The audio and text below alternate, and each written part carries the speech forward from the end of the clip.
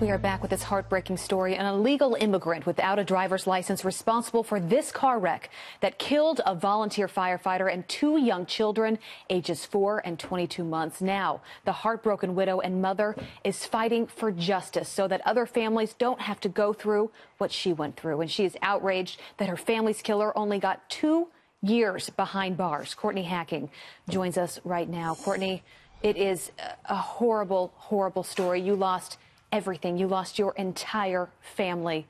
Tell us what happened. On that day, my husband and our 2 youngest children were on their way home, and on their way home, they were struck head-on by an illegal immigrant and killed instantly in the drive. They're absolutely beautiful. Your daughter there, your son, your husband, who is a firefighter. Courtney, tell us about them. Tell us about your family. Peter was a wonderful man. He was a volunteer firefighter. He was a hero to many. He would give you the shirt off his back if you needed it. Never met a stranger. Ellie and Grayson were both beautiful old souls, and Ellie was my only girl, and she was a princess, and Grayson was mischievous and precious and was bound to do great things in this world. Where do you find your strength? I mean, this happened only over a year ago in 2016. You're now here talking publicly about it. You're trying to make real change. Where do you find that strength inside of you? My children and my husband. My husband, still to this day, he was a light for me. And he always thought further beyond people. He felt people needed to dig deeper within themselves to find, their purpose. And because of him, and I feel the need to do something. And my children, on a daily basis, still, I have 4 boys, and they, on a daily basis, remind me that I need to be strong and I need to fight this battle, and I need to do it for all of them.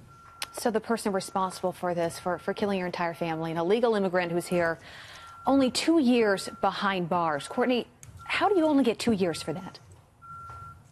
I ask myself the same question all the time. He committed so many crimes by being here to begin with.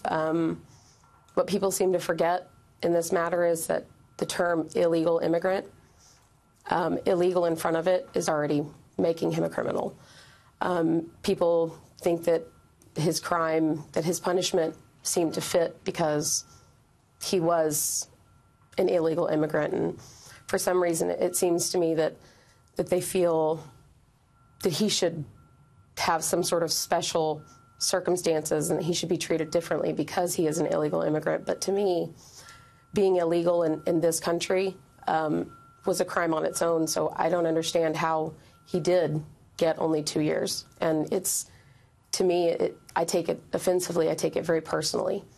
Well, your husband was an immigrant himself. He came here legally. He was. You are now fighting for change. What are you hoping happens? What are you wanting to get changed?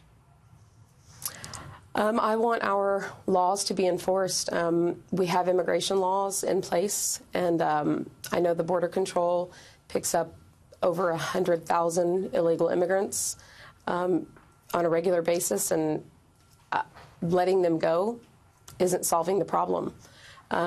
Something needs to be done. The message needs to be put across to them that when you come to this country, you need to do it legally, because when they come here, all they're getting is they're committing crimes, they're getting a slap on the wrist, and they're going back to Mexico, or they're going back to whatever country they came from. And they were here illegally, they were committing a crime, and they come here and they commit a larger crime, and they get a slap on the wrist and they get to go home.